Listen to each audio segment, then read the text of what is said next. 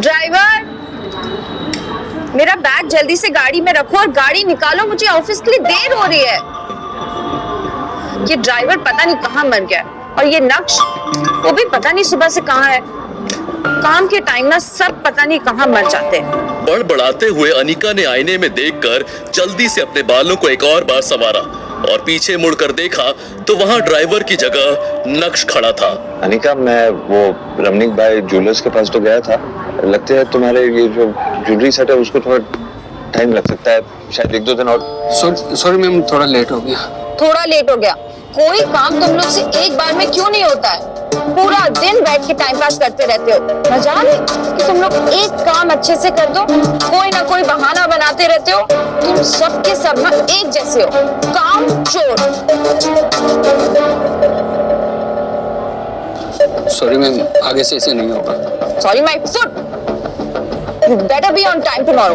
ये कहने के बाद जैसे ही अनिका अपना बैग उठाने लगी तो नक्श अनिका की मदद करने के इरादे से बोला, अब मैं ले लेता हूँ। नहीं। नक्श चुपचाप खड़ा उसे कमरे से जाते देखते रह गया था। कुछ देर शांत खड़े रहने के बाद जैसे ही नक्श पीछे मुड़ा, उसकी नजर टेबल पर रखी एक फाइल पर पड़ी। अनिका वो फाइल अपने बैग में रखना भूल गई थी।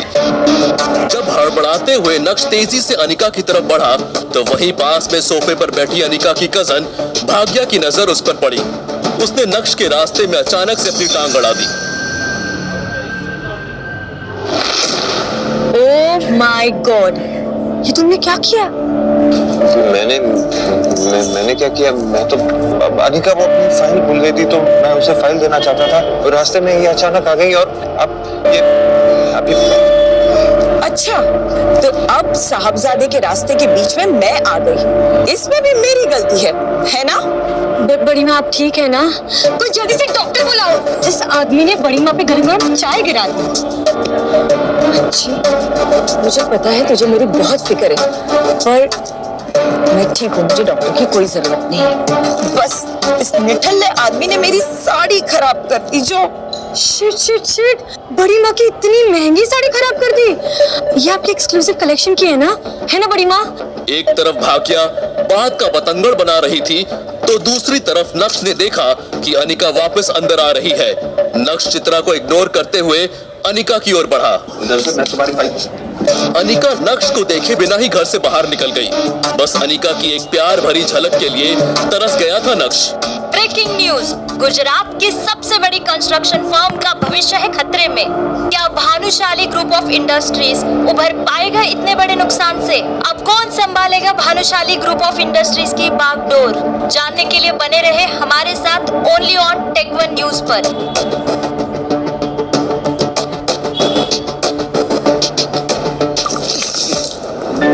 बेवकूफ, एक काम ठीक से नहीं आता, अब सीधे से चलना भी सिखाना पड़ेगा क्या तुझे? खड़े खड़े मेरा मुंह क्या देख रहा है? दफा हो जा मेरी नजरों के सामने से।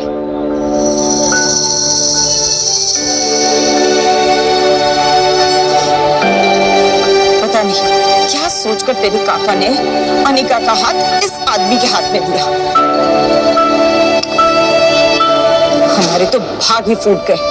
घर दामाद बनकर बस हमारी छाती पर मुंह डल रहा है। ये है सावेरी परिवार का घर। सावेरी परिवार सूरत की बड़ी बिजनेस फैमिलीज में से एक है। इस बड़े से शानदार घर में सावेरी खानदान का बड़ा परिवार रहता है और कई जॉइंट फैमिली की तरह इनके बीच में भी प्यार बस दिखावे का ही है। अक्सर यहाँ पर सुबह की शुरुआत ऐसे ही शोर शराबे से होती है और गलती चाहे हो या ना हो, इल्जाम हमेशा इस परिवार के दामाद यानी नक्श के सर पर ही आता है। पर नक्श ने कभी भी इस बात को दिल पर नहीं लिया। हर सुबह किसी और की गलती को अपने सर लेकर मुस्कुराते हुए वो अपने काम में लग जाता है। उसने चित्रा की तरफ देखा तो उसकी नजर वहीं पास में खड़े नौकर पर पड़ी जो नक्श को दया की नजर से देख रहा था, लेकिन नक्श के चेहरे पर एक शिकन भी नहीं थी। ब्रेकिंग न्यूज, गुजरात की सबसे बड़ी कंस्ट्रक्शन फर्म का भविष्य है खतरे में। क्या भानुशाली ग्रुप ऑफ इंडस्ट्रीज उभर पाएगा इतने बड़े नुकसान से? अब कौन संभालेगा भानुशाली ग्रुप ऑफ इंडस्ट्रीज की बागडोर? भानुशाली ग्रुप, अरे भानुशाली ग्रुप तो सूरत का ही नहीं बल्कि पूरे गुजरात का सबसे बड़ा बिजनेस एम्पायर है। इनके साथ ऐसा कैसे हो सकता है? इनके साथ तो हम एक नया प्रोजेक्ट शुरू करने का सोच रहे थे। बड़ी माँ परेशान क्यों हो रहे हो? क्या पता हमारे लिए एक अच्छा साइन हो। मुझे तो लगता है हमें इनके नए सीईओ के साथ डील क्रैक करने की कोशिश करनी चाहिए।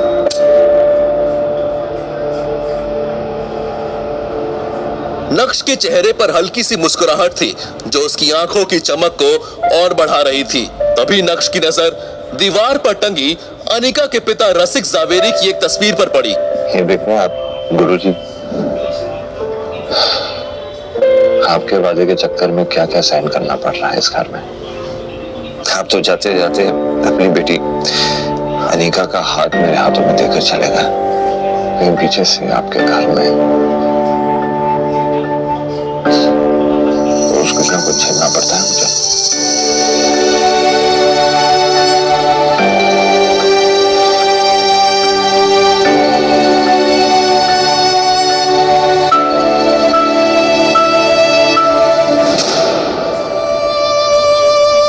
लेकिन मैं भी ढीठ हूं गुरुजी। आपकी पत्नी चित्रा, उन्हें तो जैसे तैसे मैं झेल लूंगा, लेकिन मेरा असली मकसद आपकी बेटी अनिका के दिल में जगह बनाना है। उसके दिल में तो मैं जगह बना के ही रहूंगा। एक तरफ नक्श अपने गुरुजी से बात करने में लगा था तो दूसरी तरफ नक्श का मोबाइल लगातार वाइब्रेट कर रहा था, मगर नक्श तो अपने ही ख्यालों में गुम था, इसलिए उसका ध्यान ही नहीं गया और वो बाथरूम में शावर लेने चला गया। नहाते हुए भी नक्श के दिमाग में बस भानुशाली ग्रुप ही चल रहा था। नक्श इस बात से अनजान था कि उसके फोन पर किसका कॉल आ रहा है, लेकिन यकीन मानिए वो कॉल नक्श की पूरी जिंदगी बदलने वाला था।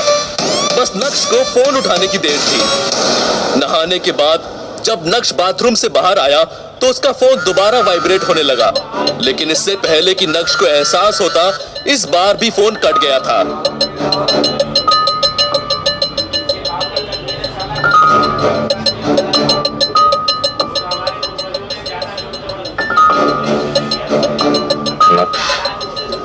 प्लीज मेरा फोन उठा लो।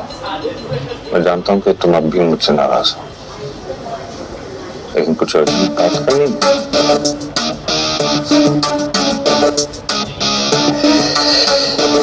कमाल है, 2.5 साल लगे इन्हें अपनी गलती का एहसास होता। ऐसे कई सारे मैसेजेस थे और उन सभी को पढ़ने के बाद नक्श ने अपना फोन बेड पर फेंका। अभी नक्श उन मैसेजेस के बारे में सोच ही रहा था कि इतने में उसी नंबर से एक बार और कॉल आया।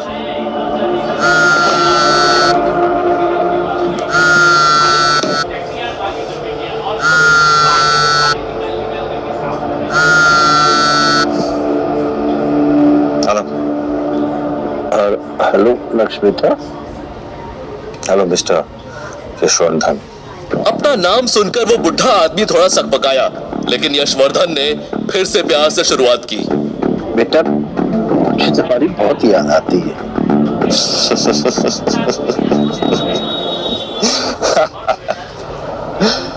वो क्या है ना मिस्टर यशवर्धन, आपकी बात की दाद देनी पड़ेगी, क्योंकि आपको 2.5 साल लग गए मेरा हालचाल पूछने के लिए।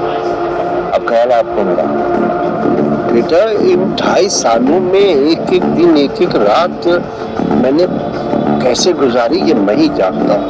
मैंने कैसे अपने आप को संभाला है मैं बता नहीं सकता हूँ बेटा। शायद मैं ये डिजर्व करता था। जो कुछ भी मैंने किया या मैंने अपनी आंखों के सामने होने दिया,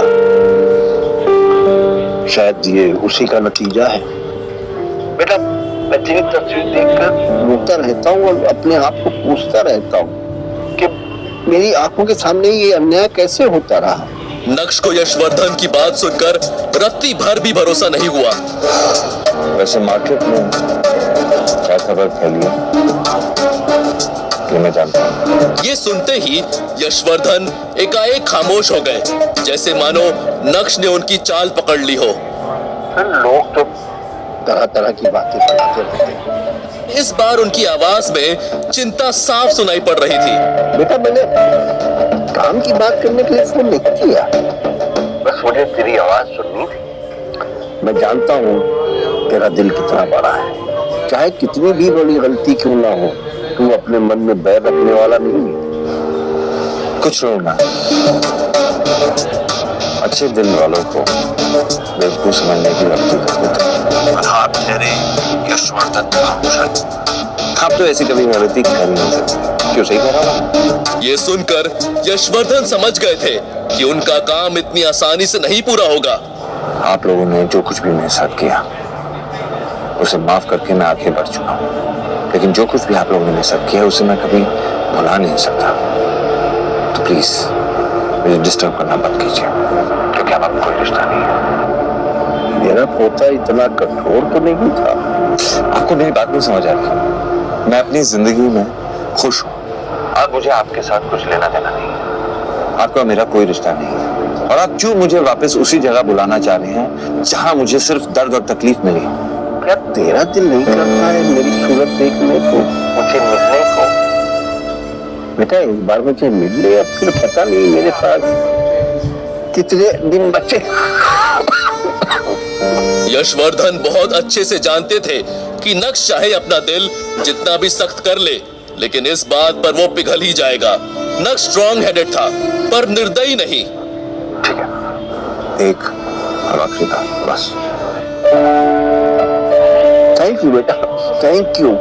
मैं तेरी सारी फेवरेट डिशेस बनवा के रखूंगा, जो भी तुझे पसंद है।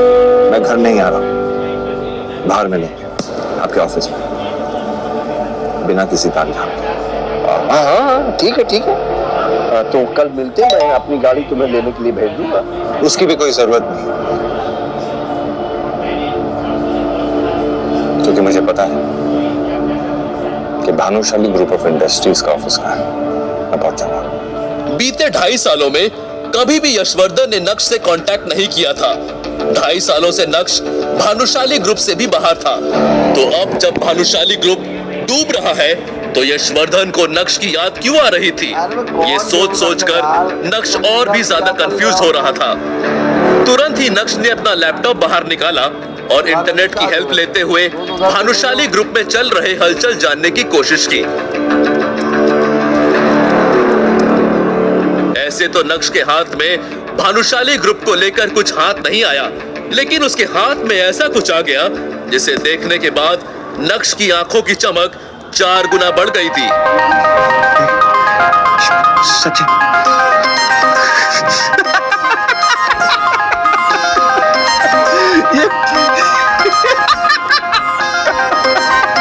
जोर जोर से हंसते हुए बिस्तर से उठकर नक्श पागलों की तरह नाचने लगा था। वो भूल गया था कि ये घर उसका नहीं है, वो तो बस इस घर का घर जमाई है।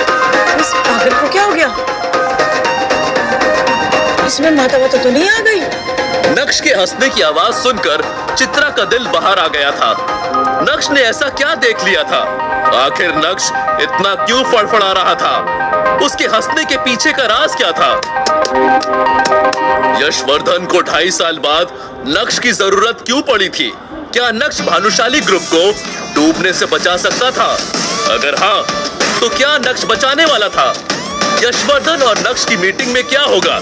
जानने के लिए सुनिए इंस्टा एम्पायर, ओनली ऑन